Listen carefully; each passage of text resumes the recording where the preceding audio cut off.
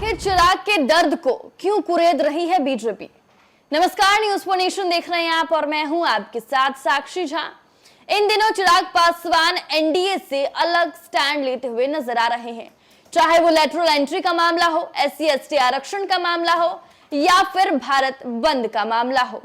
इन सभी मुद्दों को लेकर चिराग पासवान एनडीए से अलग खड़े हुए नजर आए, जहां पर उन्होंने मोदी सरकार यानी कि जिस सरकार में चिराग पासवान खुद मौजूदा केंद्रीय मंत्री हैं, उसी सरकार की मुखालफत करते हुए नजर आए। और अब इन मुद्दों पर चिराग पासवान का स्टैंड अलग देखते हुए बीजेपी ने भी अपना स्टैंड क्लियर किया है, जहां बीजेपी के कई बड़े नेताओं ने चिराग पासवान के चाचा पशुपति पारस से मुलाकात की और इसके बाद से अभी चर्चा शुरू हो गई कि चिराग पासवान का दर्द बीजेपी क्यों कुरेद रही है, क्योंकि ये वही पशुपति पारस है जिन्होंने 3 साल पहले चिराग पासवान को ये दर्द दिया और इस दर्द से चिराग पासवान अब तक उभर नहीं पाए हैं। अभी 2021 का वो दिन याद है जब संघर्षों के दौर से गुजर रहा था। मेरी पार्टी तोड़ दी गई, मुझे सभी पदों से हटा दिया गया, मेरी राजनीतिक पारी पर विराम लगाने की कोशिश की गई। चिराग को ये दर्द उस वक्त मिला था जब केंद्र में पीएम मोदी की सरकार थी। अमित शाह तब भी बड़ी मस्ती में थे और आज भी हैं, मगर मोदी शाह की मदद के लिए चिराग को लंबा इंतजार करना पड़ा। पीएम मोदी के कथित हनुमान को आज भी वो डर सता रही है।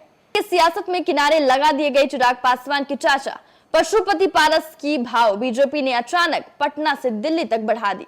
पशुपति पारस की वजह से ही चिराग पासवान का पॉलिटिकल करियर दांव पर लग गया था, मगर बीजेपी ने 2024 चुनाव में चिराग को 100% स्ट्राइक रेट वाला बना दिया। पावर बैलेंस बड़ा जरूरी होता है, जिसके माथे पर 100% स्ट्राइक रेट वाला तमगा लगा हो, उसको कंट्रोल करना तो और भी ज्यादा जरूरी हो जाता है।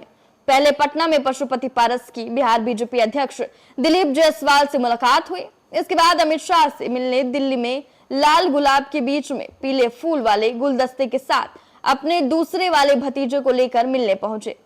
राजनीति में ऐसे मेल मिलापों के बड़े मायने होते हैं।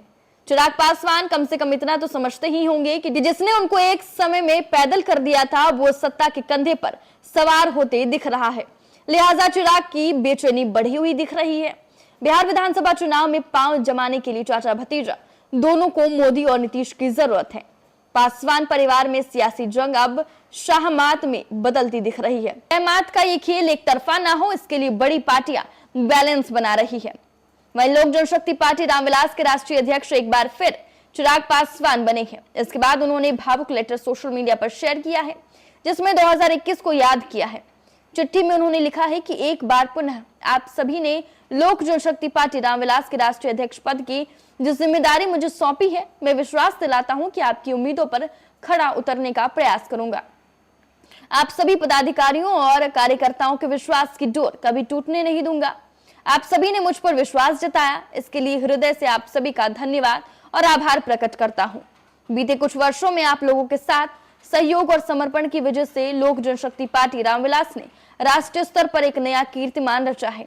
2024 लोकसभा चुनाव को याद करते हुए चिराग पासवान ने लिखा कि 100% स्ट्राइक रेट के साथ सभी 5 सीटें हाजीपुर, वैशाली, समस्तीपुर, खगड़िया और जमुई में हम लोगों ने प्रचंड जीत हासिल की। अभी विधानसभा चुनाव सामने है और जैसे हम लोगों ने लोकसभा चुनाव में सभी सीटों पर जीत हासिल की, उसी प्रकार विधानसभा चुनाव में भी सभी सीटें जीतकर एक बार फिर से बिहार में एनडीए की सरकार बनाना हमारा लक्ष्य है। चिट्ठी में चिराग ने 2021 को भी याद किया, जिसमें कहा कि मुझे अब भी 2021 का वो दिन याद है जब संघर्षों के दौर से गुजर रहा था। मेरी पार्टी तोड़ दी गई, मुझे सभी पदों से हटा दिया गया, मेरी राजनीतिक पारी पर विराम लगाने की कोशिश की गई, लेकिन ये आप लोगों का स्नेह, समर्थन और विश्वास ही था कि आप लोगों ने मुझे ना टूटने दिया और ना ही झुकने दिया। आप लोगों ने समर्पण भाव से मेहनत की और आज परिणाम सबके सामने है। तो देखिए, एक तरफ चिराग पासवान ने अपना दुख, जो दर्द उन्हें 2021 में मिला जब उनकी पार्टी में टूट हो गई, उसका जिक्र एक बार फिर से जब वो अपने पार्टी के पुनः राष्ट्रीय अध्यक्ष बने, उसके बाद उन्होंने सोशल मीडिया हैंडल एक्स पर लिखकर इस पर दुख जताए। और दूसरी तरफ पशुपति पारस, जिनकी वजह से पार्टी में टूट हुई, बीजेपी अब पशुपति पारस पर मेहरबान नजर आ रही है और पटना से लेकर दिल्ली तक पशुपति पारस को खूब भाव दिया जा रहा है। और अब इसको लेकर सियासी बाजारों में अटकलें शुरू हो गई है कि आखिरकार एनडीए में सब ठीक है या नहीं, क्योंकि चिराग पासवान की पार्टी ने 100% स्ट्राइक दिया था। जिस तरीके से लोकसभा चुनाव में 5 सीटों पर चुनाव लड़ा और 5 सीट जीत कर आई और नतीजतन केंद्र में चिराग पासवान को मंत्री भी बना दिया गया। लेकिन अब बड़ा सवाल यह है कि क्या अब चिराग पासवान को बीजेपी तवज्जो देना बंद कर देगी?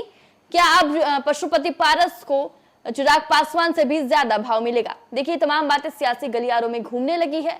तो फिलहाल के लिए इस खबर में बस इतना ही। आप देखते रहें न्यूज़4 नेशन।